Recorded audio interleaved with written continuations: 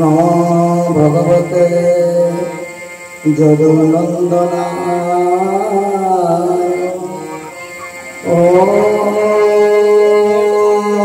नमो भगवते सुकांति सुखाय। ओम नमो भगवते चरणनाथाय।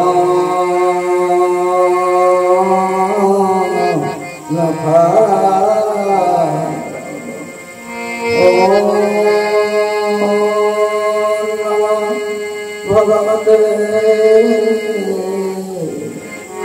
केशव चंद्राय।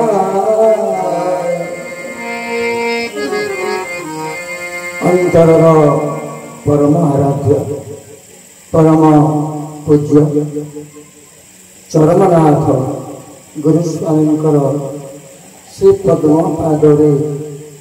साष्टांग प्रणाम। विश्वभद्रत्व विद्यात्मा परिषद अच्युत गुप्त ब्रह्म संघ क्षितिज्योति आश्रम स्वर्णक्षेत्र महांगा कटक अधीनस्थ कुलिया केन्द्र संगठन आनुकूल्य आज बेरा भाई घरे जी परिचित प्राय अनेक वर्ष मुझे मंच को से मत डाकिले मंच बसवार सुजोग देते से बेरा भाई आज पारिवारिक सत्संग वार्षिक उत्सव भाई मोर कहते 17तम ये 17तम वार्षिक सत्संग महोत्सव मोर सर्वप्रथम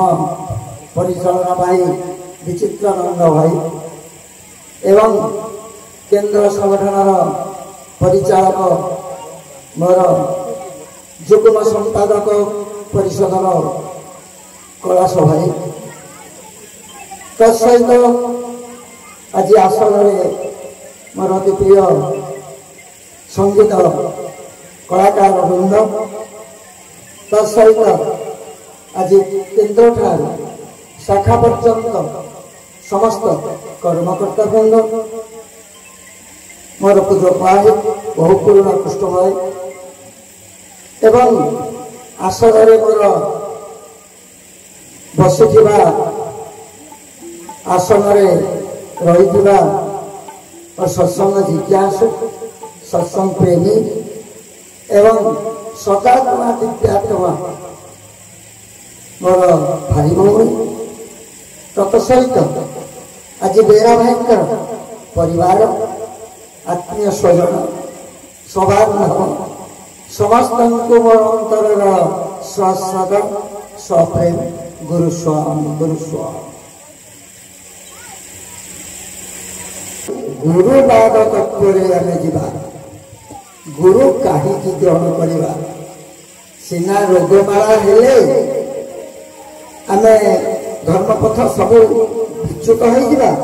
रोगमाला नहवाई गुरुंकर कौन भूमिका अच्छी बुझे आम ताकू आज आलोचना विषय वस्तु को नवा आम रोगमुक्त हाँपाई अन्यास सह्य करने रोग जंत्रणा को ही शक्ति गुरुंर भितर अच्छी गुरु केमिति चाहती आमको से नवाई से रोग शोक भोग भितर तार आलोचना को आज आम जा आज विषय वस्तु रखी है तेणु गुरु आज जिते सृष्टि विश्व देहधारी आम गोटे गोटे देहधारी ना आम गोटे गोटे जीवन ना देहधारी माने जीवन आम गोटे गोटे जीवन प्राणवायु को लेकर जीवन को नहीं आम खेलुचे। अच्छा से जीवन टी आम हाथ में अच्छी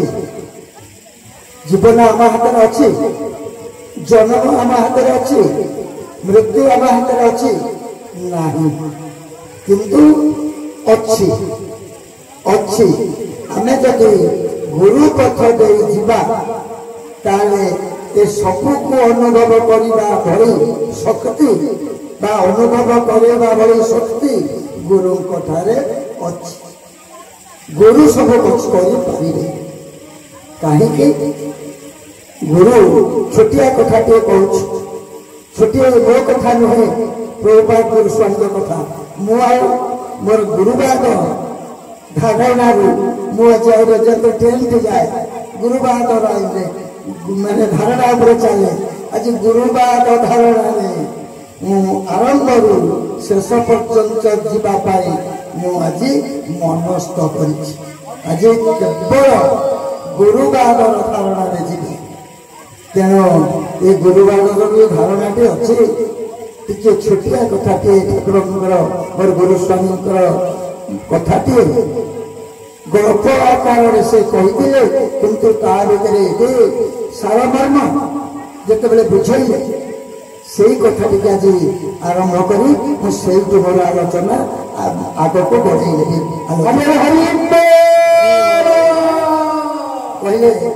कहले तुम्हें थरे गोटे कथा तुमको कहबी मुझे किसी पचारि मन को कहले कहले मुझे तुमको गोटे कथा कहबी कथाटी हूँ थरे दले साधु कौन कले ना डंगारे बसी काशी जावाई मनस्थ कले डंगारे बसिले आगे डंगारे बसी नदी पार हेले काशी तीर्थ गमनागमन सुविधा नाला से माने नाम यज्ञ ब्रह्मतार मंत्र नाम यज्ञ आरंभ कले काशी जाऊँच राति सारा से माने नाम यज्ञ करी काशी जाऊँच राति पाही जाइछि राति पाहीगला परे देखा जाइछि डंगाटी जोठी से काहेकि ना डंगा मंगरू रसी खोलिबा पाई कहारे मने नहीं समस्ते नाम कीर्तन कर मने मने काशी अभिमुखे राति सारा चली किंतु डंगाटी जोठी राति पाइला बेले को से ए कथार मर्म ए कथार मर्म प्रभुपाद गुरुस्वामी कहले तुम्हें प्रवचन दे जोठी तुम डंगाटी जोठी बंधा जड़े शुणी शुणी प्रवचन को ता डंगाटी भी तुम्हें खसी पार नहीं से डंगा मंगलू दौड़ीटी तुम्हें कहारी फिटेबा भली शक्ति नहीं तुम्हें फिटेबार निजे आम समस्ते जिते देहरानी से डंगार दौड़ी फिटेबार शक्ति कहारी नहीं कई से डंगार मंगलू दौड़ी की फिटे नहांती कि फिटे पारे ना एकमात्र गुरु ये गुरुभाग भर प्रवेश करुच्ची से बुझेदे कहले भव समुद्र भितर भवर पद समुद्र अंधकार मध्य गुरु आलोकवतीका भव सिंधु मते गुरु कर्णधार से कहले अंधकार मध्य गुरु जे आलोक देखे तुमको पथ प्रांतर नहीं जावाई सब आलोक प्रत्येक आलोकर जो रश्मि तुम देखा जो आलोकर रश्मि आम मुक्ति मोक्ष निर्वाण पथरे चली जा से आलोकवर्ती का अंधकार मध्य गुरु कहीं ना संसार तापर से कहले संसार रे गुरु अभय सागर चातक पक्षी मते बरसार से कहले संसार मरु कहले से कहले भव समुद्र एकर कहले संसार मरु संसार आम जड़े जड़े संसार भितर गति करुचे संसार हूँ विषय बा विषय विषय विषय ବିଷ ବିଷ ମିଶ୍ରିତ ସଂସାର ଭିତରେ ମରୁଭୂମିରେ ସଂସାର ରୂପକ ମରୁଭୂମିରେ ଆମେ ଗତି କରୁଛେ। ଗୁରୁ ଅଭୟ ସାଗର କେବଳ ଗୁରୁ ହିଁ ଗୁରୁଙ୍କୁ ଗ୍ରହଣ କଲେ ଗୁରୁ ପଥ ଦେଇ ଗଲେ ଗୁରୁବାଦ ଭିତରେ ନିଜକୁ ସମର୍ପଣ କଲେ ଆମେ ତାଙ୍କର ଯୋଉ ଅଭୟ ଅଭୟ ଅଭୟ ସିଏ ଦେବେ ସେଇ ଅଭୟ ହିଁ ଆମର ସଂସାର ମରୁକୁ ପାରି କରିବା ପାଇଁ ଏକମାତ୍ର ଶ୍ରେୟ। ଗତି ନାହିଁ ଗୁରୁଙ୍କ ବିନା ଆଉ ଗତି ନାହିଁ। ଏ ସଂସାର ରୂପକ ମରୁରୁ ଆମକୁ ଉଦ୍ଧାର କରିବା ପାଇଁ ଗୁରୁଙ୍କ ବ୍ୟତୀତ ଆଉ କାହାରି ଶକ୍ତି ନାହିଁ। ତେଣୁ ସେ କହିଲେ କଣ ନା ଅନ୍ଧକାର ମଧ୍ୟ ଗୁରୁ ଆଲୋକ ବର୍ତ୍ତିକା। ଅନ୍ଧକାର ଏ ସଂସାରଟି ଆମ ପାଇଁ ଅନ୍ଧକାର। ତେଣୁ ଅନ୍ଧକାର ମଧ୍ୟ ଗୁରୁ ଆଲୋକ ବର୍ତ୍ତିକା ଯେ ଆଲୋକିତ କରି ଆମ ପଥକୁ ଆମକୁ ସଂସାର ପଥରେ ନବା ପାଇଁ ଧାଇଁ ଆସିଛନ୍ତି ସେ ହିଁ ଗୁରୁ। ତା ସେ ଆଲୋକ ବର୍ତ୍ତିକା ଆଲୋକ ରଶ୍ମି ଆଲୋକର ଯୋଉ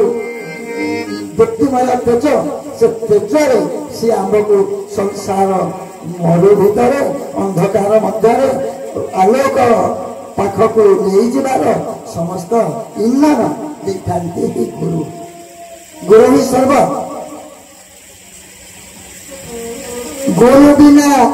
ଏ ଜୀବନ ଅନ୍ଧକାରମୟ। ଗୁରୁ ଅଟନ୍ତି ଜୀବନେ ସବୁଠାରୁ ଶ୍ରେୟ। ଗୁରୁ ସବୁଠାରୁ ଶ୍ରେଷ୍ଠ ଶ୍ରେଷ୍ଠ ଆସନରେ ବସନ୍ତି। ତେଣୁ ପ୍ରଭୁପାଦ ଗୁରୁ ସ୍ୱାମୀ କହିଲେ କଣ ଫେରିଯିବା ଟିକେ ପଛକୁ କହିଲେ ଯୋଉ ସଂସାର ରୂପକ ସମୁଦ୍ର ଏ ଯୋଉ ଭବ ରୂପକ ସମୁଦ୍ର ଭିତରେ ଭାସୁଛି ଆଜି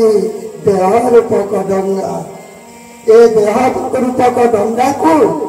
ମଙ୍ଗୁଆଳ ବସିଛି ଦେହ ରୂପକ ଡଙ୍ଗାରେ କାଳ ବସିଛି। ମୁଁ ଆଜି ପ୍ରବଚନ ଦଉଛି କାଳ ମୋ ଡଙ୍ଗାରେ ବସିଛି। ମୋ କାଳ ପର୍ଯ୍ୟନ୍ତ ହେଇନାହିଁ। ଆପଣ ଶୁଣୁଛନ୍ତି ଏପର୍ଯ୍ୟନ୍ତ ଆପଣ କାଳ ମୁକ୍ତ ହେଇନାହାନ୍ତି। ସେ କଣ କରିଛି ନା ଜୀବନ ରୂପକ ଦେହ ରୂପକ ଡଙ୍ଗାରେ ବସି ମଙ୍ଗରେ ତ୍ରିଗୁଣ ଆମେ ନାହିଁକି ଭାଗବତରେ ତ୍ରିଗୁଣ ରଚୁ କରେ ଧରି ନର ହରି। ତ୍ରିଗୁଣ ରୂପକ ରଜୁ ଦୌଡ଼ି ରେ ଡଙ୍ଗା ଟିକେ ବାନ୍ଧିଛି ମଙ୍ଗରେ ବାନ୍ଧି ମଙ୍ଗୁଆଳ ସାଜି ଜୀବନ ରୂପକ କାତ। ଜୀବନ ରୂପକ ଆମର ଯୋଉ ଜୀବନ ଆମେ ଗୋଟେ ଜୀବନ ଆମ ଜୀବନ ରୂପକ କାତକୁ ଧରି ସିଏ କଣ କରିଛି ଡଙ୍ଗା ମଙ୍ଗରେ ବସିଛି। ଯେତେ କାଶୀ ଗଲେ ଯେତେ ଭଜନ କୀର୍ତ୍ତନ କଲେ ଯେତେ ନାମ ଗାଇଲେ ସିଏ ତା ହାତରୁ ମୁକ୍ତି ପାଇବା ବହୁ କଷ୍ଟ। କିନ୍ତୁ ଗୋଟିଏ ସୂତ୍ର ଅଛି ଯଦି ସେ ଦେହ ରୂପକ ଡଙ୍ଗା ଯାତ୍ରୀ କେତେ ଜଣ 19ଟି ପଞ୍ଚଭୂତ ପଞ୍ଚ ଜ୍ଞାନେନ୍ଦ୍ରିୟ ପଞ୍ଚ କର୍ମେନ୍ଦ୍ରିୟ ମନ ବୁଦ୍ଧି ଅହଙ୍କାର ଚିତ୍ତ 19ଟି ପରିବାର ନେଇ ଦେହ ରୂପକ ଡଙ୍ଗା ଭବ ସମୁଦ୍ରରେ ଖେଳୁଛି ବୁଲୁଛି। ଯିବାର ଆଗକୁ ଆଉ ବାଟ ନାହିଁ। ତେଣୁ କଣ କରିବା ଗୋଟିଏ ସୂତ୍ର ଗୁରୁଙ୍କୁ ଯଦି ଏ ଡଙ୍ଗା ମଙ୍ଗରେ ଆମେ ବସେଇ ଦେଇପାରିବା ପ୍ରତିଷ୍ଠା କରିଦେଇ ପାରିବା ଏ ଦେହ ରୂପକ ଡଙ୍ଗାରେ ଯଦି ଗୁରୁଙ୍କୁ ପ୍ରତିଷ୍ଠା କରିଦେଇ ପାରିବା ତେବେ ହବ କଣ ନା ଗୁରୁ ଯଦି ଆମର ଜୀବନ ରୂପକ ଯୋଉ ଅଛି ମଙ୍ଗ ଏ ଯୋଉ କାତଟିକି ଧରି ଯଦି ମଙ୍ଗରେ ବସିଯିବେ ସେ ଦୌଡ଼ିଟି ଖୋଲିବାର ଶକ୍ତି କେବଳ ଗୁରୁଙ୍କର। ଆମକୁ କରିବା ପାଇଁ କିତାପ ଦାଉରୁ ରକ୍ଷା କରିବା ପାଇଁ ଶକ୍ତି କେବଳ ଗୁରୁଙ୍କର ଅଛି। ତେଣୁ ଏ ଗୋଟେ କଥା ଅଛି ଭାଗବତରେ ତ୍ରିଗୁଣ ତେଜି অন্ত কালে পশুবো ମୋ ପାଦକ ମଳେ ତ୍ରିଗୁଣ ରଜ୍ଜୁ କରେ ଧରି ମୃଗୀ ନଚାଏ ନରହରି। ସେ କହିଲେ ଭାଗବତରେ ତ୍ରିଗୁଣ ତେଜି ଅନ୍ତ କାଳେ ପଶିବୁ ମୋ ପାଦକ ମଳେ। ଆମେ ଯଦି କହିବା ପ୍ରଭୁ ଲେଖିଦେବେ ତ ତୁ ସମସ୍ତଙ୍କୁ କହିଦେ ଭାଇମାନଙ୍କୁ ବା ବିଶ୍ୱାସୀଙ୍କୁ ତାଙ୍କର ସମସ୍ତ ସାଂସାରିକ କର୍ମ ମୋ ପାଦ ତଳେ ସମର୍ପଣ କରି ଶ୍ରୀପଦ କୈବଲ୍ୟକୁ ଆଶାୟୀ ହୁଅନ୍ତୁ। ଲେଖିଦେ। କାହିଁକି ହେଇପାରୁନି? କାହିଁ ଶ୍ରୀପଦ କୈବଲ୍ୟକୁ ଆମେ ସବୁ ସମର୍ପଣ କରିପାରୁନି? କାହିଁକି? ଏପର୍ଯ୍ୟନ୍ତ ଗୁରୁ ଏ ଦେହରୂପକ ଡଙ୍ଗାରେ ପ୍ରତିଷ୍ଠା ହେଇନାହାନ୍ତି। ପ୍ରତିଷ୍ଠା କରିବା ଆମେ ଏପର୍ଯ୍ୟନ୍ତ କରିପାରିଲେନି। ତେଣୁ ବର୍ତ୍ତମାନ ହେଲା କ'ଣ ନା କାଳ ବସିକିରି କାଳର କାମ କ'ଣ? ସେ କାଳ ପ୍ରକୃତି ରୂପୀ ଉତ୍ପତ୍ତି ସ୍ଥିତି ସଂହାରିଣୀ। ସେ କାଳ ପ୍ରକୃତି ରୂପିଣୀ କାଳ ଆମ ଭିତରେ ରହି ଉତ୍ପତ୍ତି ସ୍ଥିତି ସଂହାରିଣୀ ସେ ତିନିଟାକୁ ଧରି ଆମକୁ ନଉଛି। ତେଣୁ କ'ଣ କରିବା? এই মুহূর্তে আমি কଣ କରିବା? ଗୁରୁଙ୍କୁ କେମିତି ପ୍ରତିଷ୍ଠା କରିବା? ଆମେ କରିବା। ଠାକୁର ଗୋଟେ ବଢିଆ କଥାଟିଏ ପ୍ରଥମ ପ୍ରହରାଜ ଗୁରୁ ସତସଙ୍ଗ 1992 ମସିହା କଥା ଆଜି କହୁଛି। ସେ ଗୋଟିଏ ଭଲ କଥା କହିଥିଲେ, ତୁମେ ଭଲରେ ଭଲରେ ଆସିବ ନା ମୁଁ ତୁମକୁ ବଢିଛି କଣ୍ଟା ଲଗେଇ ଘୋଷାଡ଼ି ଘୋଷାଡ଼ି ନେଇ ଆସିବି।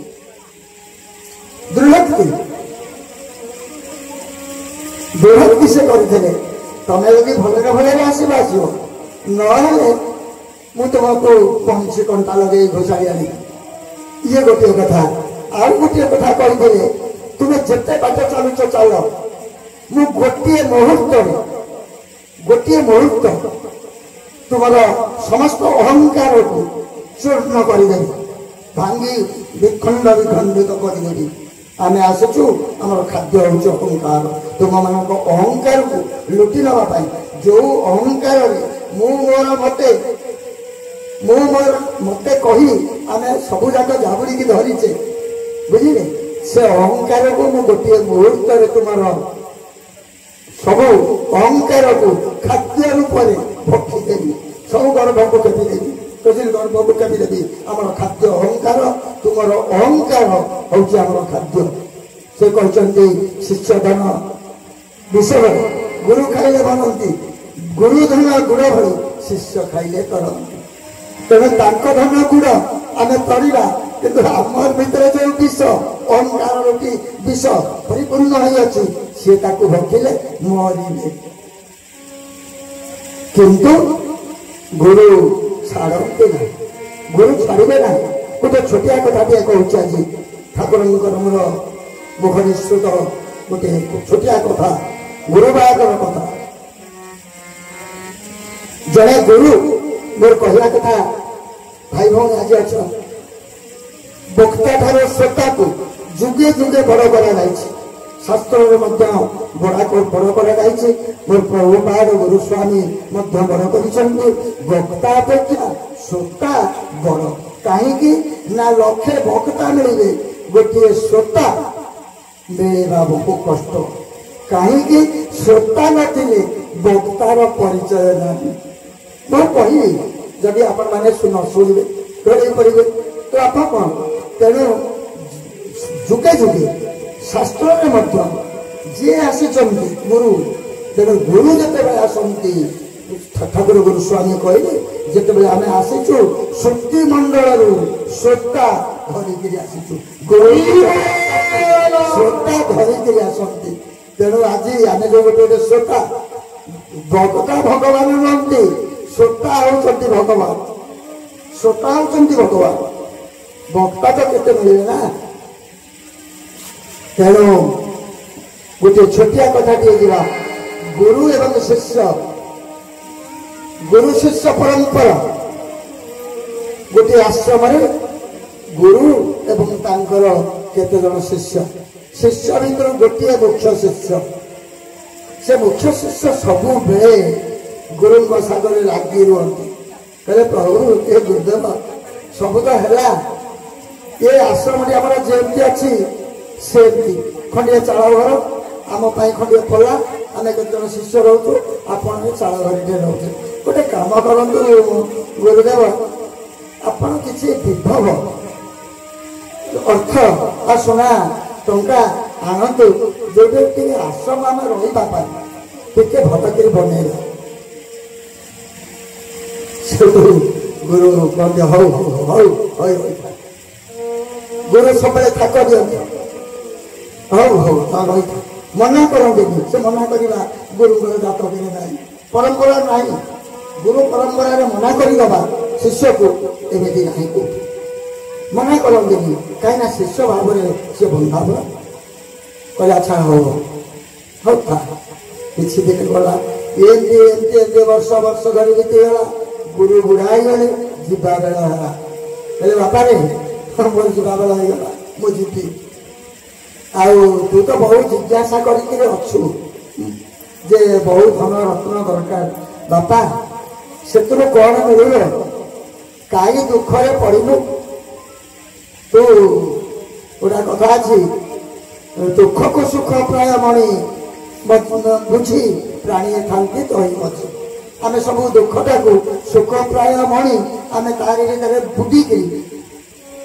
संसार भितर आम अच्छे तेणु बापा तू बुड़िक तो अच्छु टे बुझुची तोर जो दिन ठार तो परिवर्तन जीवन चर्चा को चाहूँ मुझे चाहूँ तुम आशा ही अच्छु अच्छा हौ तू ए दुख भर को आसन आ पलैबा पलैबार धन आठ रहना ये दुख भरा जो संसार तू आहना मु तो छाड़ी जावाक इच्छा ना कहीं मुझे जानी तू दुखे पड़जु कहले गुरुदेव आपण जातु मत गोटे जन्म मात्र गोटे जन्म मुझे देहटे चलीज आग को गोटे जन्म मनुष्य जन्म भोग करी मुझे आपड़ मत नहीं है गुरु को एक कथा कहबार तात्पर्य गुरु कार की छाड़ती ना ठाकुर थे कहले गुरु स्वामी कहले बणी किसी कंटा लगेचु जो कथा भी कही टाणी टाणी आम नहीं जो दरकार पड़े कहीं ना बणीची कंटा रूपक थोप को किंतु तुम्हें थोप टी गईच बीज मंत्र टी गईच बीज मंत्र टी देच किंतु बीज मंत्र जो क्रिया थे आम बीज रोपण करूँ तमें बीज रूपक थोप को गिरीच किंतु ता भीतर बणीची कंटाटा अच्छी तीक्ष्ण कंटा तुम्हें जानी ना गुरु बादर जो तीक्ष्ण नजर मु अच्छी मोर तुम्हें ताको जाने से गुरु बादर तीक्ष्ण नजर गुरु के छाड़ती ना शिष्य को थे धरिले शिष्य को उपयुक्त स्थान न पहुंचेगा पूर्वर गुरु ताको छाड़ी जाते ना मुझे प्रभु थे पचारि मुझे ये तो नेले धारा धारा कले शाखा को भाई मैंने गले आम केते दिन एमती भुकबू ये पोषा कुकुर भाया पोषा कुकुर जब भुके आम केते दिन स्टेज रे शाखा भाई मान को बुझे भुकबू ना तमें तुम भुकवा कम तुम सेमती भुकब साधु सत मैंने आसी धर्मर बीज बुणी चली तमें धर्मर बीज बुणी चलो जहाँ भर जी गछ हम जे संस्कार तो ना गछटा भर बीज मरीज बीज लगी सी अविनाशी आम मंत्र देचु बीज मंत्र सी फसी अविनाशी तत्व को आम पूरे देचु तुम जाना तुम अजाणत फसी किंतु आम घोषाड़ी घोषाड़ी घोषाड़ी तुमको नहीं जीव जन्म जन्मांतर यही मनुष्य जन्म दुख रोग शोक दारिद्र भोग कर संस्कारित कर सफा कर आम तुमको नहीं देखु गुरुवार केमती नीति कौन हो कथा शिष्यटी रहीगले देहांत है गुरु आसी पहुंचले कहले बाबा आउ तू जंजाल भितर पसना पड़े ना गुरु गुरुदेव आउ गोटे जन्म चलिए आउ गोटे जन्म कहले हाँ गोटाए जन्म तुम छाड़ी गोटाए जन्म धर्म रूपक धन धन अर्जन धर्म करी धर्मे पापक नर हरि धर्म रूपक धन अर्जन कर शिष्य कारण से धर्म रूपक धन बल धर्म संस्कार गोटे विराट जमीदार परिवार जन्म ने एक कहीं कहीदे जिज्ञासा थिला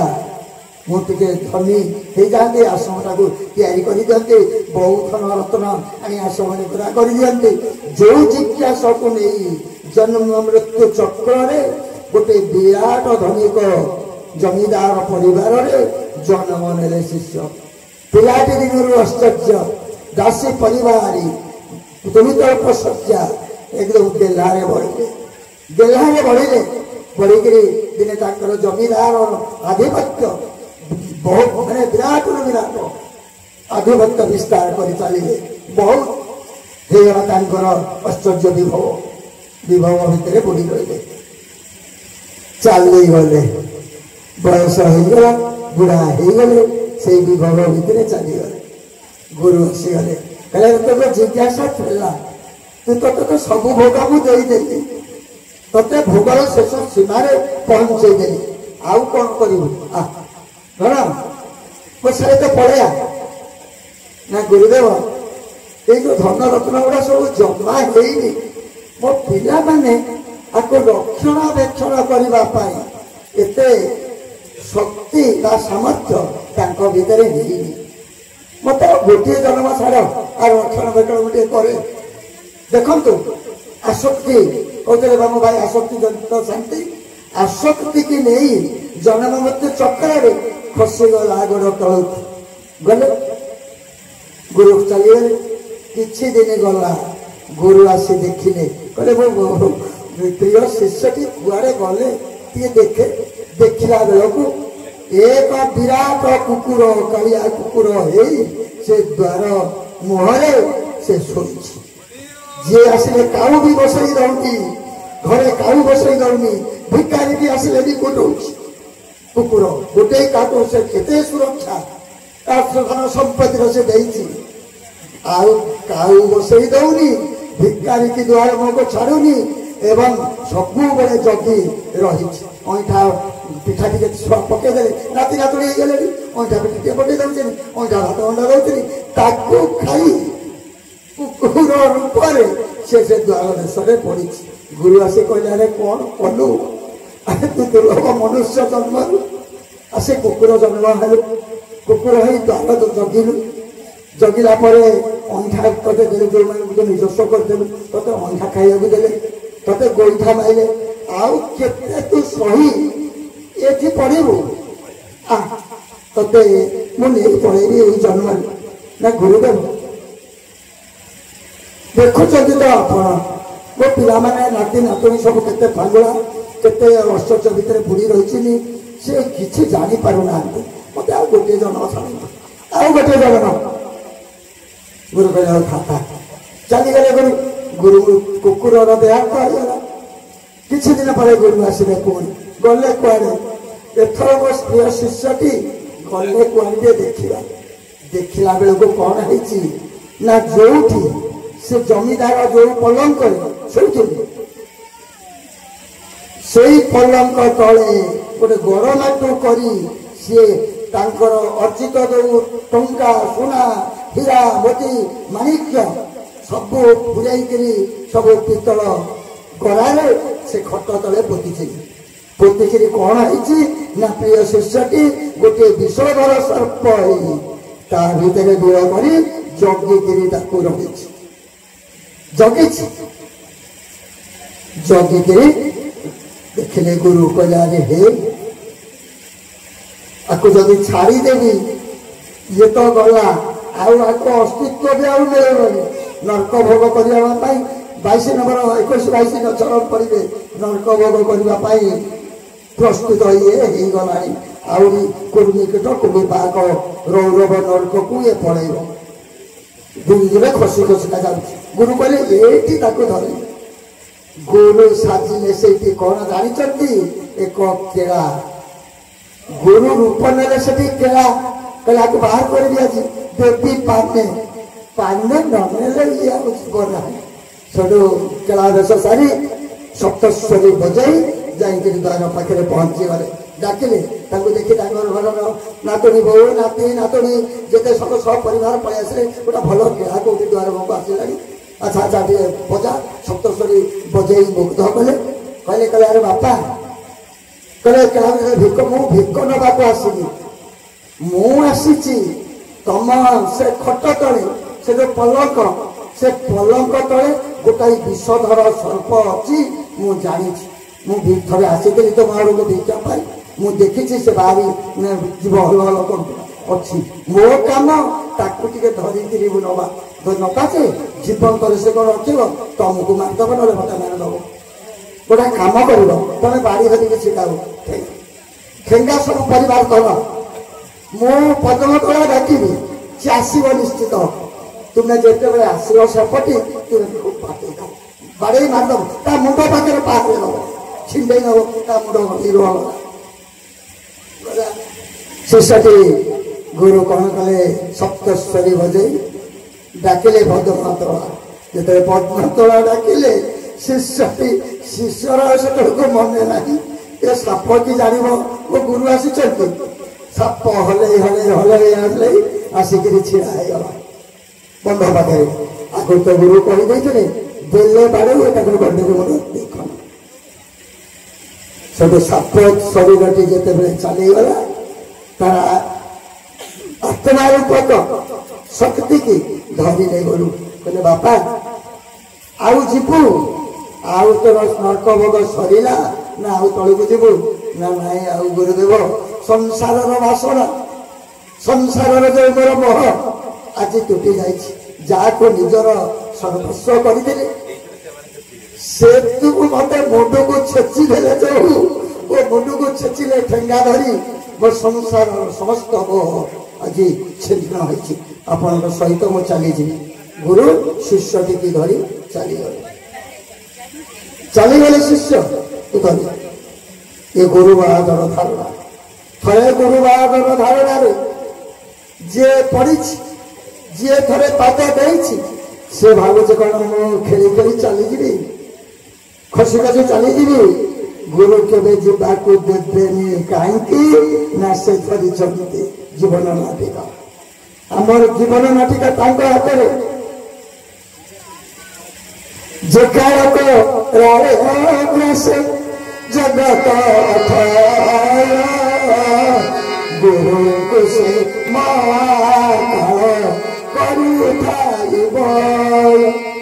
करुथाई भय जेकारक जगत अथय गुरु होचंती महाकाल बुझे जाठार कालांतर उत्पत्ति से होचंती गुरु तेणु गुरु होचंती महाकाल थे गुरु को प्रतिष्ठा करदे ए शरीर भितर देह भितर आउ कौन हम ना काल अपसरी जीव जो जीवन रूपक कात को धरी गुरु धरे पकड़े जो जीवन रूपक कात को से काम आमर सरीला आउ किसी बाट न किंतु गुरु को धरईवाक पड़ो आम काम आम जीवन रूपक कात को गुरु को शरीर भितर प्रतिष्ठा करी धरईवाक पड़ो न धरले हबनी गोटे छोटिया कथा गुरु ठाकुर कही चरक संहिता मोर नुहे ठाकुर कथा चरक शास्त्र चरक संहिता शास्त्र जे कि आमर द्रव्य चेरमूल जो द्रव्यर गोटे शास्त्र लिखिं चरक शास्त्र चरक संहिता जिते आम आयुर्वेदिक जिनिस सब चरक शास्त्र उद्धृत होती समस्ते कहीं चरक थे महा विद्वान बा गछमूल गछपत्र को रिसर्च करी से मंडलीय ज्ञान रे आनी ज्ञान चरक संहिता रे से ताहा प्रकाश करिसंती से चरक आसिथिले गुरु अंग तांको पाखरे जने शिष्य थिले से शिष्य जन कहउचंती तांको ना होची नंदिती छोटिया कथाटी गुरु महातर कहि दउछि गोटे पार्श्वरे कर्मयोग कथा कहि आउ गोटे पटरे गुरुंकर कृपा कृपा केमिति आसे कृपा आउ गोटे बाटरे आसे सबुदिन जाए बसे नंदिती संसार टे जोड़िए संतान स्त्री छोटिया संसार टे काम बा धंदा कले धंदामूलक किसी तार कुटुंब प्रतिपोषण करे जहाँ किसी दिनमान से अर्जन करी कुटुंब प्रतिपोषण करी से संध्या माने चले चरक पाखु चरक पाखे सब आरुणी उपमन्यु बहु मेधावी छात्र माने शिष्य मैंने था नंदिती जाई चौकी बसे कौटी गुरु को पाखे बसी कौन करे काम गुरु को आसन पके गुरु को पिक भारी पान खाती चरक पिक दानी आनी थोब तांकर बही पत्र आसन सब रख गुरुकर लिखा समस्त परिचर्या नंदिती आगे करदे गुरु लेखा लेखि करेंगे नंदिती चुपकिनी बसवे बसिकी कौन करेंगे ना जमी सर चरक सब उठे समस्त आसबास पत्र को यथास्थान रखी राति अधरे नंदिती फेरिए घर यही चलिया दीर्घ दिन वर्ष वर्ष किसी दिन गला नंदिती देखिले गुरुदेव कौन मंत्र दौरान दीक्षा दौरान ये शिष्य ग्रहण कले ए मत तो किसी देने मुझे दिन बसले मत किसी दौना दिले मुह खोलिले गुरुदेव आप तो समझ किसी किसी दे मंत्र शिष्य ग्रहण करते दिन बसले मत किसी मंत्र की दीक्षा हरिका दौना चरक हाथ देखिए दिया और दबा दबा दबा दबा चले गला किसी दिन चलला गुरु को केते थर कहला भितर स्वाभिमान एत वर्ष वर्ष धरी केते वर्ष बीती जाए 15-20 वर्ष बीती जाए गुरु को पाखे बीती गला दिने ता भर गोटे सृष्टि है कथाटे कहले एत दिन एत गुरु आज आसु आसु मागु मागु दे दौनी देखिया मंत्र दे दौनी मुझे कि 20 वर्ष है से बसले मो मागी मागी मत देले ना जदि देले मो कथा मन ना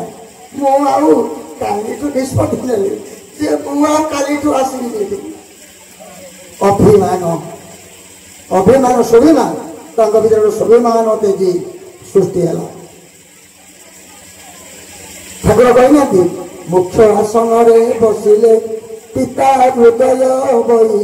स्वाभिमान तेजी गुरु नीति नियम रही आम भर स्वाभिमान अच्छे बुझा ना स्वाभिमान आम भी ठाकुर पाखे करे मुझे तो मुझे कहूँ स्वाभिमान मोर गोटे अच्छी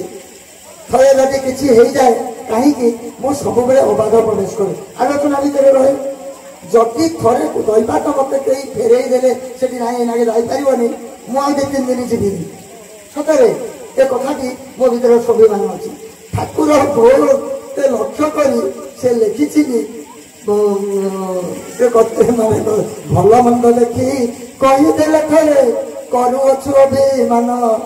कहवाक दिने पाशरे नाथी अनुभव शून्य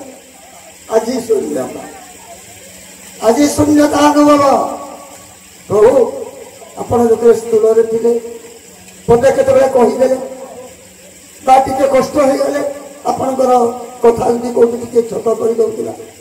कि आम स्वाभिमान आँच आसूला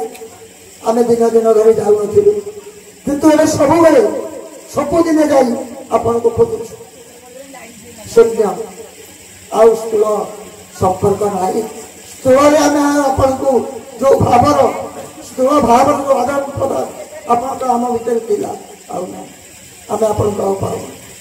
ଆଉ ପାଇବନି। ଆଉ ଏ ଜନ୍ମରେ ନୁହେଁ, ଆଉ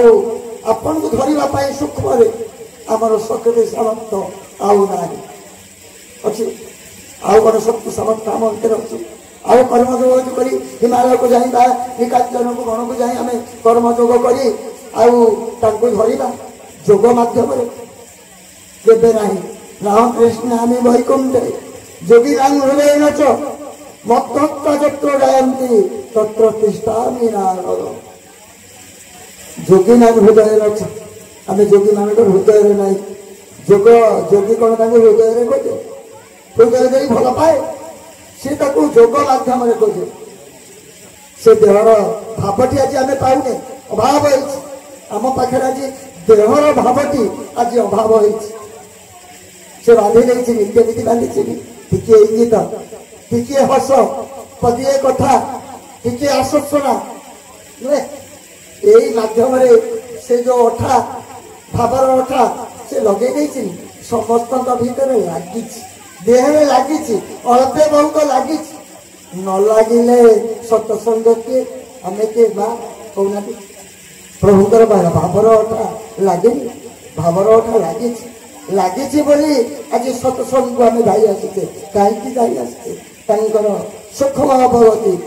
ସୂକ୍ଷ୍ମ ଉପସ୍ଥିତିକି ଟିକେ ଅନୁଭବ କରିବା ପାଇଁ ଆମେ ସମସ୍ତେ ଆଜି ଧାଇଁ ଆସିଛେ ସତସଙ୍ଗ ମାଧ୍ୟମରେ। ତେଣୁ ଗୁରୁଙ୍କର ଯୋଉ ଅଠା, ଗୁରୁଙ୍କର ଯୋଉ ପ୍ରଭାବ ପଡ଼ିଥିଲା କାହା ଉପରେ? ନା ନନ୍ଦିତଙ୍କ ଉପରେ। ନନ୍ଦିତୀ ସ୍ୱାଭିମାନ ବଶତ କଣ କଲେ? ଦିନେ ସନ୍ଧ୍ୟାବେଳେ ତା ପରଦିନ ଦିନ ଥିବ ଘଣ୍ଟାଏ ନନ୍ଦିତୀ ଯାଇ ପହଞ୍ଚିଥାନ୍ତି, କିନ୍ତୁ ଆସିଲେ ନା। ସରକାର ଲେଖିଲେ, ଅନଉଥାନ୍ତି, କାଳେ ହେ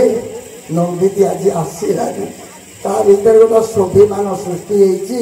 ଯେ ଆମେ ତା ପାଇଁ କିଛି କରିନୁ। ଆଚ୍ଛା ହଉ ହଉ, ଦେଖିବା କରିଛୁ କି ନାହିଁ, ଦେଖିବା ଟିକେ। ଦେଖନ୍ତୁ ଗୁରୁ କୃପା କେମିତି। ସେଇଠୁ ତା ପରଦିନ ସକାଳେ ଦାନ୍ତପତ୍ର ଘଷିଲେ, ନିତ୍ୟକର୍ମ ସାରିଲେ। ଚରକ କହିଲେ, ବାପା ଆମ ଆଶା ବାଡ଼ିଟି ଦେଲୁ। ଆଶା ବାଡ଼ିଟି ଗୋଟିକିରେ, କମଣ୍ଡଳଟେ ଗୋଟିଏ ଘରେ ଧରିଲେ। ଧରିଲେ କହିଲେ, ବାପା ତମେ କେହି ଯିବନି। ସେ ସେମାନେ ବୁଢୀ ଯାଉଛନ୍ତି, ସମସ୍ତେ ପଛରେ ଯେମିତି ଆମେ ଠାକୁର ଗଲେ କୁଆଡ଼େ ସମସ୍ତେ ଧାଇ ଯାଉଥିଲେ।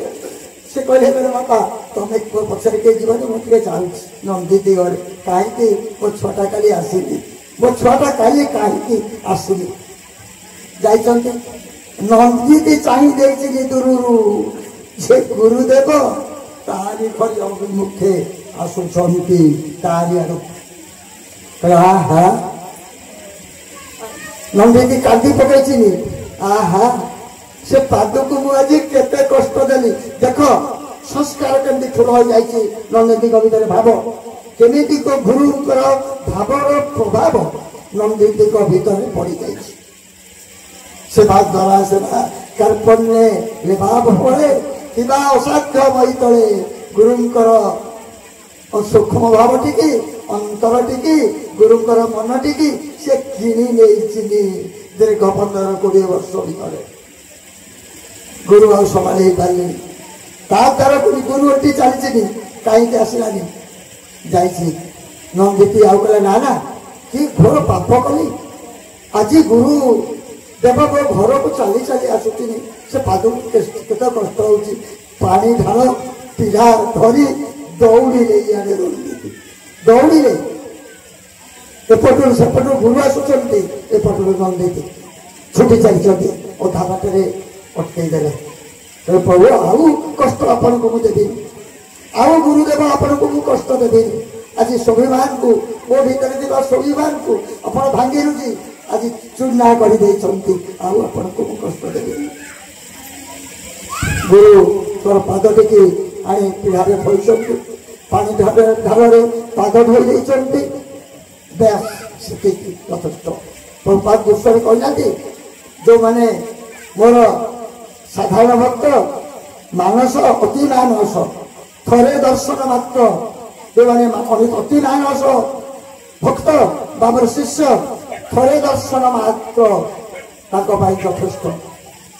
ନନ୍ଦିତୀ କି ସେତେବେଳକୁ ଗୁରୁ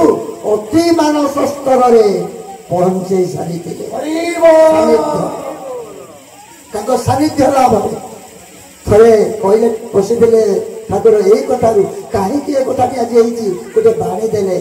ଯଦି କେଶବ କୈବଲ୍ୟ କଣିକା ଦେଖିବେ ଆଜି ଯଦି ଆଲୋଚନା ବସ୍ତୁ ମୋର ଯେ ଯଦି ସେ କେଶବ କୈବଲ୍ୟ କଣିକାରେ ଲେଖିଛନ୍ତି ଜଣେ ଯଦି ଆମ ସ୍ଥୂଳ ସହିତ ଦୀର୍ଘ ଦିନ ଜଡ଼ିତ ହୋଇ ଆମର ସ୍ଥୂଳ ଆଚରଣ ସ୍ଥୂଳ ପରିବେଶ ସ୍ଥୂଳ ଯୋଉ ରହିଛି ଆମର ସ୍ଥୂଳଗତ କର୍ମ କୁ ଲକ୍ଷ୍ୟ କରେ ଏବଂ ତାକୁ ଶିକ୍ଷା ଭାବରେ ଗ୍ରହଣ କରେ ତାର ଆଉ କୌଣସି କର୍ମଯୋଗ ଆବଶ୍ୟକ ନାହିଁ। କାଟି ଦେଇଛି କେଶବ କୈବଲ୍ୟ କଣିକାରେ ଗୋଟିଏ ପାର୍ଶ୍ୱ ମୁଁ କର୍ମଯୋଗ ଦେଖେଇଲି ଆଉ ଗୋଟିଏ ପାର୍ଶ୍ୱ ତାଙ୍କର ସ୍ଥୂଳ ଅବଗତି ସ୍ଥୂଳ ମିଶିବା ସ୍ଥୂଳ ତାଙ୍କର ସାନ୍ନିଧ୍ୟ ଲାଭ କରିବା ଗୋଟିଏ ପାର୍ଶ୍ୱ। ତେଣୁ ଆମେ ସବୁ ଆଜି ବାନ୍ଧି ଦେଇଛେ କୋଉଥିରେ ତାଙ୍କର ସ୍ଥୂଳ ଗତ ଯୋଉ ସ୍ଥୂଳର ଆମ ସହିତ ବ୍ୟବହାର ସ୍ଥୂଳର ଭାବ ସେ ଯୋଉ ଭାବର ଅଠା ଟିକେ ଲଗେଇ ଦେଇଛି ଇଏ ପା ଜଳନ୍ତକ ପରାନ୍ତକ ରୋଗ ହେଲେ ବି ସେ ଅଠା ଆଉ ଛାଡୁନି। ଯେତେ ସଂସାର ଜଞ୍ଜାଳରେ ଜଳିଗଲେ ବି ସେ ଅଠା ଆଉ ଛାଡ଼ିବା ଅଠା ନୁହେଁ ତା ପୋଡ଼ିଯିବା ଅଠା ନୁହେଁ ଜଳରେ ଧୋଇଯିବା ଅଠା ନୁହେଁ। ସେ ଅଠା ଆମ ସମସ୍ତଙ୍କ ଭିତରେ ଲାଗିଛି ଅଳ୍ପ ବହୁତ ଲାଗିଛି ବୁଝିଲା ଅଳ୍ପ ବହୁତ ଲାଗିଛି 100% ଭିତରୁ 50% ଅଛି 2% ଅଛି 10% ଅଛି 20% ଅଛି। କହିବା ନାହିଁ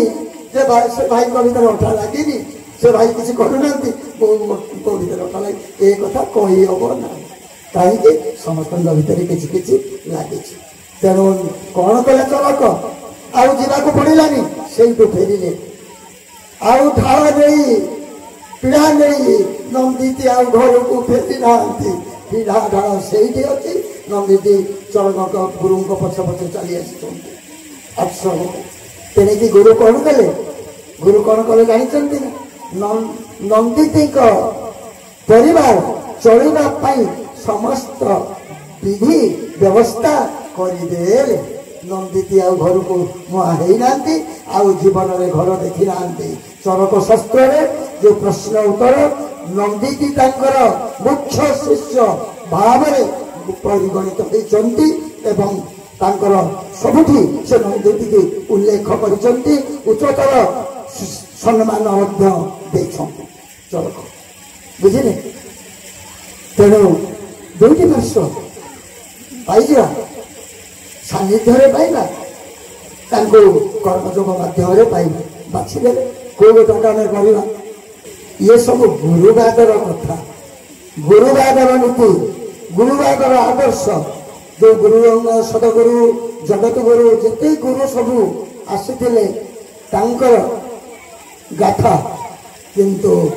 ଆମେ ଯାହାକୁ ପାଇଛେ ଆଜି ଆମେ ଯାହାକୁ ପାଇଲେ ସ୍ୱର୍ଣ୍ଣ କ୍ଷେତ୍ରରେ ଆଜି ବଣମଲ୍ଲ ବଣରେ ଫୁଟି ମଉଳି ଗଲେ ଦୀପ ତଳେ ଅନ୍ଧାର ଦୀପ ତଳେ ଜଗତକୁ ଆଲୋକିତ କରେ। ଦୀପ ତଳେ ଅନ୍ଧାର କାହିଁକି କୁହାଯାଇଛି ଦୀପରେ ଯୋଉ ଆଲୋକ ଜଗତକୁ ଆଲୋକିତ କରେ କିନ୍ତୁ ତା ତଳଟା ଅନ୍ଧାର ତାର ଅର୍ଥ ହଉଛି ନିଜେ ଅନ୍ଧାର ଭିତରେ ଦୀପ ରହି ଜଗତକୁ ଆଲୋକିତ କରିବା ତାର ଧର୍ମ ନୁହେଁ ଏଇ ଧର୍ମ ନା। ତେଣୁ ଆଜି ଦୀପ ତଳ ଅନ୍ଧାର ଦୀପଟି ଜଳି ଜଗତକୁ ଆଲୋକିତ କଲେ କିନ୍ତୁ ତା ତଳଟି ଅନ୍ଧାର ରଖି ସେ ଖସିଗଲେ ଅନ୍ଧାର ଭିତରେ ରହିଗଲେ ସବୁ ତାଙ୍କୁ ଜାଣିବା କଷ୍ଟ ହୋଇଗଲା। ଏ କଥା କହିବାର ତାତ୍ପର୍ଯ୍ୟ ଆସିଥିଲେ ଆଜି ଗୁରୁ ଆସିନଥିଲେ ଗୁରୁ ଅଙ୍ଗ ଆସିନଥିଲେ ଆଜି ସତଗୁରୁ ଆସିନଥିଲେ ଆଜି ଜଗତ ଗୁରୁ ଆସିନଥିଲେ ଆସିଥିଲେ ଗୁରୁ ସ୍ୱାମୀ। ଆଜି ଆସିଥିଲେ ଗୁରୁ ସ୍ୱାମୀ ଗୁରୁ ଏବଂ ଇଷ୍ଟ ଯୁଗେ ଯୁଗେ ଇଷ୍ଟ ଆସିଛନ୍ତି। ଜଗନ୍ନାଥ ହେଉଛନ୍ତି ଇଷ୍ଟ ପରମ ବ୍ରହ୍ମ ପ୍ରଭୁ ଶ୍ରୀକୃଷ୍ଣ ହେଉଛନ୍ତି ଇଷ୍ଟ ପ୍ରଭୁ ଶ୍ରୀରାମ ହେଉଛନ୍ତି ଇଷ୍ଟ ଅବତାରୀ ମାନେ ହେଉଛନ୍ତି ଇଷ୍ଟ। କିନ୍ତୁ ଇଏ ଆସିଥିଲେ ଗୁରୁ ଏବଂ ଇଷ୍ଟ ବୁଝିଲେ ନା। ଇଷ୍ଟ କହିଲେ କିଏ गुरु स्वामी स्वामी कहले इष्ट इष्ट किए इष्ट होचंती प्रकृति अंश पुरुष गुरु एवं तांकर प्रकृति निज प्रकृति धरी संगे लीला करिली नारायण ठाकुर लेखा दिए निज प्रकृति की निज सागरे निज देह भितर मुझे आसी दुईटी लीला नारायण दुईटी लीला मातृत्व लीला पितृत्व लीला गुरुंकर अनुशासन मातृत्व ममता दुईटी की एक धारा मुझे आज ये कहीदेवाक चाहूँ ब्रह्मकल्प पद्मकल्प बराहकल्प कल्पांतर कल्प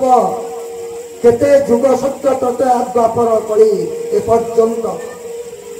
कल्प ठारू कली जुग पर्यंत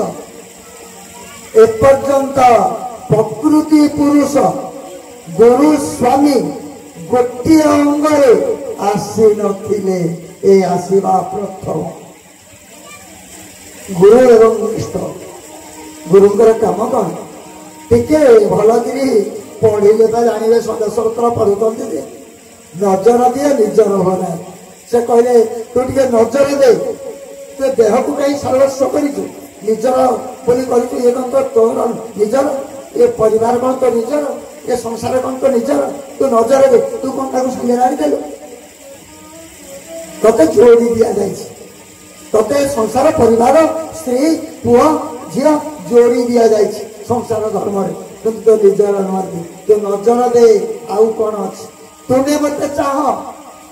मु तुमको चाहे साई को निकट को नहीं जी अच्छा ये कथा किए कहले तुम्हें मत चाह मु तुमको चाहे साई को निकट को नहीं जी साई तारे किए साई होचंती इष्ट ये कथा कहउचंती किए गुरु गुरु कहउचंती तुम्हें मत चाह अरे धन मु तते देइछि तू जो निर्देशर पथ मु तते देइछि धारा धारा अर्थ कौन घाटी हूँ परमात्म तत्व राटी राधा तत्व भक्त भगवान तत्व तेणु धारा ते मुझे तू धारा टी जदि पालन करू तू जदि मोर नीति आदर्श आलोकित पथरे निजक नबू तू ताले कौन करी मु ते साई निकट को नहीं जी कौटी की देवे गुरु इष्ट सहित संलग्न करदेवी इष्ट आउ दूर ना मोहरी भितर तो मोहरी भितर मिशीजु इष्ट आम कौन गुरु पर्यंत जापर आम जा कौ पर्यंत इष्ट पर्यंत इष्ट आमर सर्वस्व परमतत्व परमानंद इष्ट परम ब्रह्म जाको कहते आदि शक्ति से होती इष्ट तेणु मुझे इष्ट पाखक नहीं जी ना ये कथा बुझेगा बुझिले ना भल कि तेणु आसी गुरु एवं इष्ट माँ एवं बापा बापा एवं माँ से कहना कि जन्म दबारू सीना जननी मातृमर्यादा न पाए मोहिनी मुहि तोर पिता मुहि तोर माता भूली न जीवु ये चरम माने तो कौन करू ते दोष से आमको दोष देले दोष दौना से कहले मुझे मातृत्व भाव ते बांधीदेली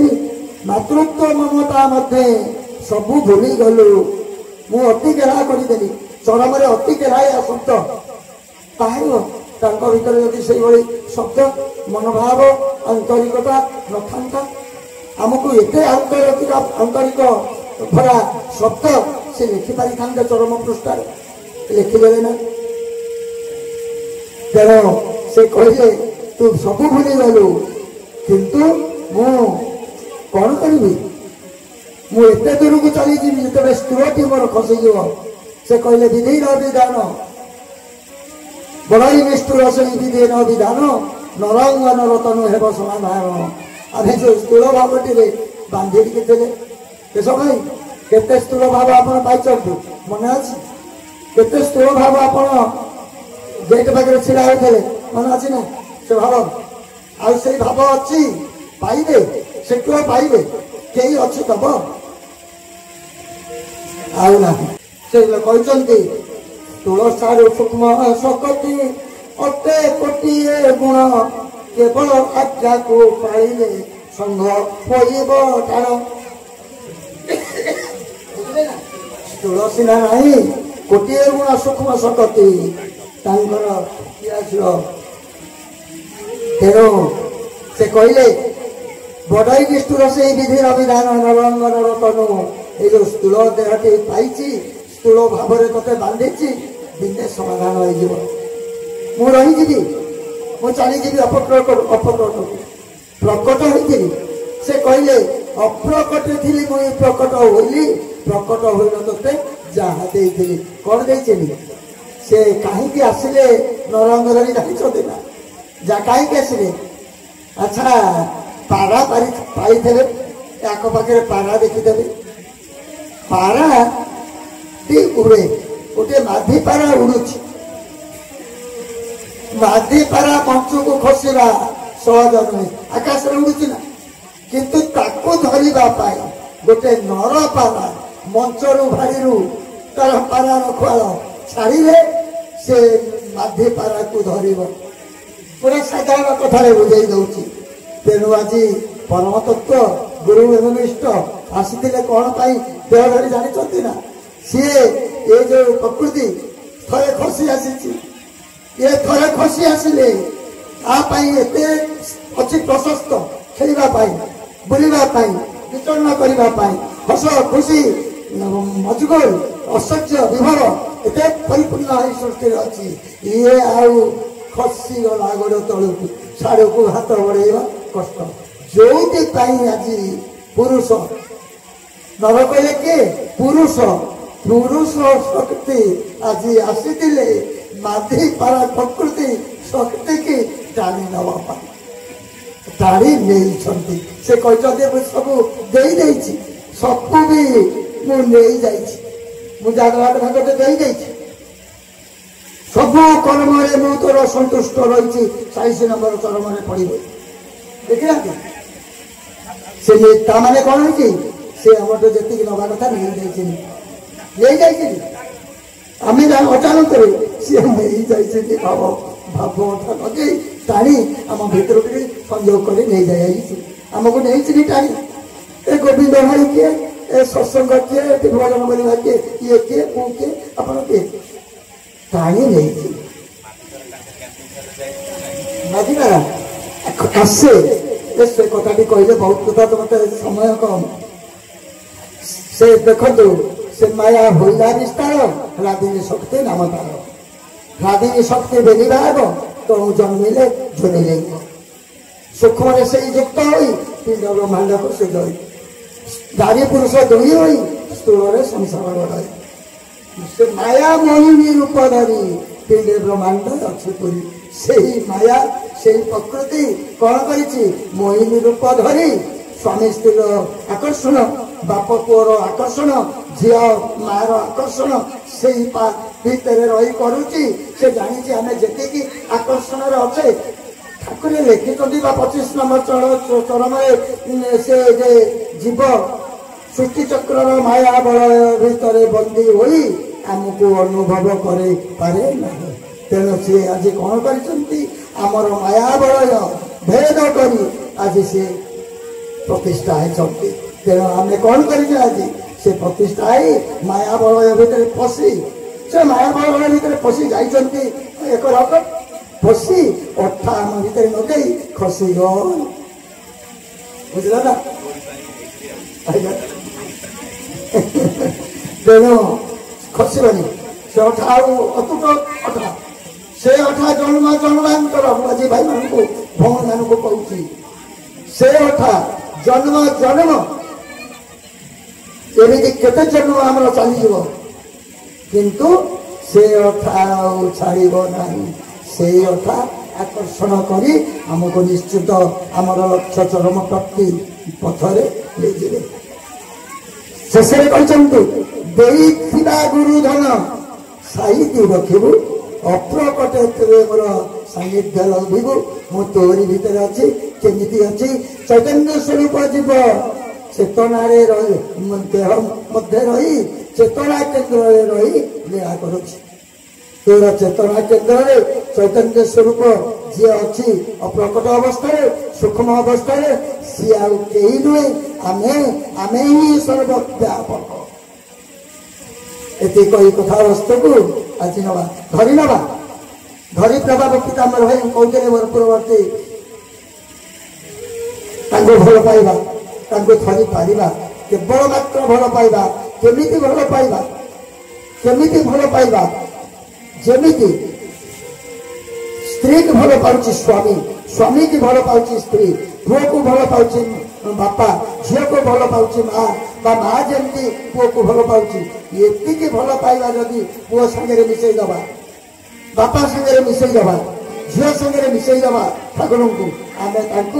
पाखे पाइज से धरा देदेवे अच्छा भितर से कहते आज जो पार्थिव वस्तु को तू निजर करू से तोर अतीत थिला ना वर्तमान अच्छी ना भविष्य थी तोर पिता तो पाखे थे वर्तमान अच्छा भविष्य ये कही आज कथा वस्तु को ये विश्राम दबा समस्ते समय दास मोर परम आराध्य परम पूज्य चरणनाथ गुरुस्वामी श्री पद्मपाद साष्टांग प्रणाम एवं हे ब्रह्म जिज्ञासु मोर धर्म जिज्ञासु मोर सदात्मा दिव्यात्मा सज्जन भाई भौणी समस्त अंतर सहस्रद सप्रेम गुरुस्वामी